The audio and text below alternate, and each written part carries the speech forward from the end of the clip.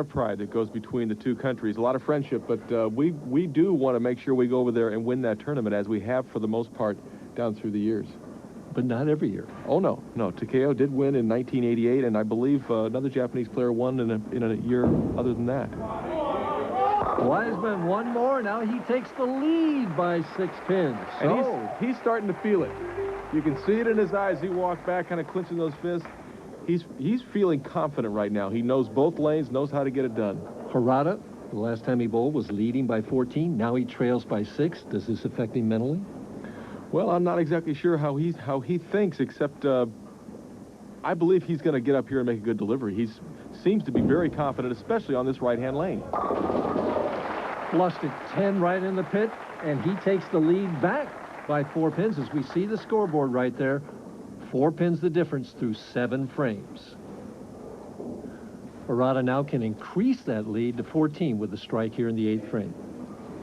Yeah, that's another important shot. You know, and I'm just going through my notes, Mike, and I found that in 1985, Ken Taniguchi won this tournament as the only other player of Japanese player to win this tournament. And I should have known that. You should have known that. We were both here. We were both there. That was the earthquake year, the year that we were on the 7th floor at Tokyo Port Bowl, and they had a 6-point earthquake here in Tokyo. I do remember that very well. One more. Perfect. Yes, and you can see Akio is getting very, very excited right now, and you don't see the players of Japanese descent showing as much emotion as the American players, but he knew that was a very important shot, and he let everybody know how happy he was. They're all supposed to be inscrutable, huh? Danny Wiseman wants to scrutinize another strike right here. Needs this. Match is going back and forth. Nothing but strikes in the last 7 or 8 shots. Perfect. Wiseman right back in there. So the difference back is 4 pins right now. Danny trailing as he heads to the 9th frame.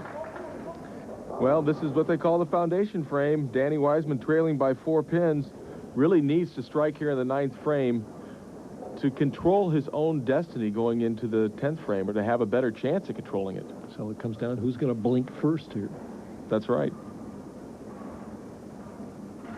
I don't think Danny expected Akio to throw as many strikes as he's throwing. I think he thought he was going to get a little easier run of it. Certainly not easy. Oh, and neither is that 10-pin as he holds up his hands. Enough, please.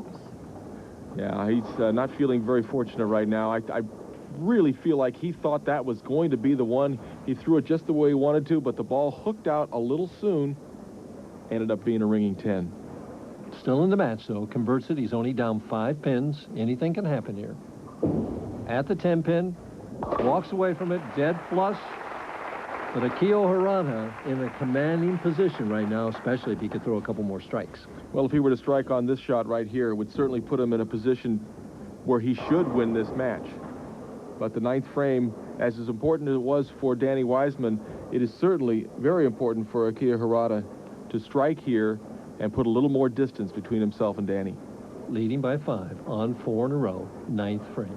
On the lane, he has not missed.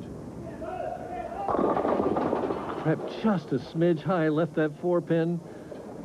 But now that brings it right back to 4 pins with a spare conversion.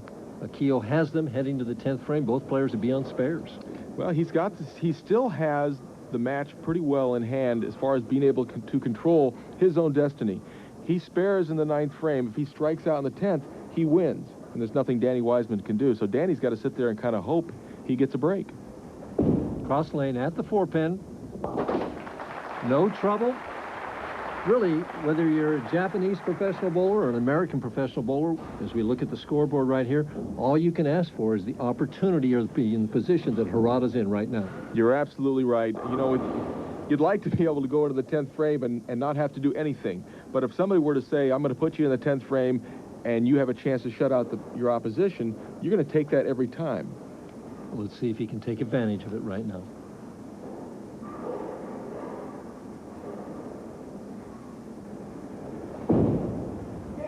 Looks good. And the solid 10. The pin rolls off the back of the pin deck there. Doesn't hit the 10-pin. Wiseman can win this match right now. Yeah, with Akio making a spare, Danny Wiseman would have to go up and get 2 strikes in the 10th frame to win the match. I'm very impressed with the way Akio Harada has bowled this match. Very professional, kept the ball in play, made very, very good shots, and maybe enough to win, but Danny Wiseman's going to have a lot to say about that. Cross lane at the 10 pin, has no trouble with it.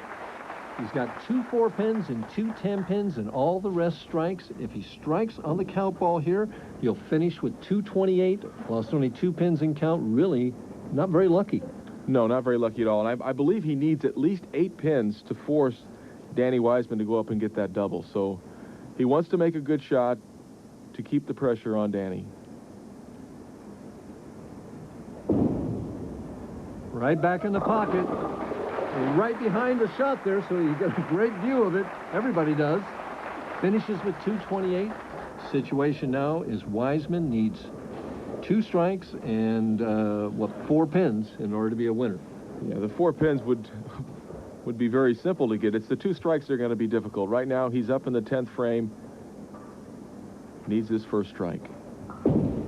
Cuts it loose. Ooh, the light tickler. You're hit. Oh, that's a well, my hit and yours too. I guess that's a very, very good break. You know, when you need a strike, especially with as powerful as these balls are, if you could try to keep it a little bit on the lighter side, the percentage of carry is actually higher. But as you don't know, the professionals are trying to put the ball solid in the 1-3 pocket. And that's what he's going to be trying to do right here. This one basically for the win. He gets this strike, he goes on to meet Steve Wilson. If he doesn't, it's going to be Akio Harada representing Japan in the title match. Oh, just perfect. And Harada, what a good sport he is. He immediately stands up to shake Danny Wiseman's hand. Danny is definitely pleased about getting that one. a little pump of that fist right there. Oh, yeah. Akio putting all of his stuff away. Disappointing to bowl as well as he did and not come out on top, but you got another great bowler on the other side of the aisle right there. Danny Wiseman showing how good he is. Yes, indeed. Pumps it in there, and the 10-pin does go. He finishes with 235. Akio shakes his hand. The Americans cheering in the background, so it will be an American to win the 1996 Japan Cup as we see the final score.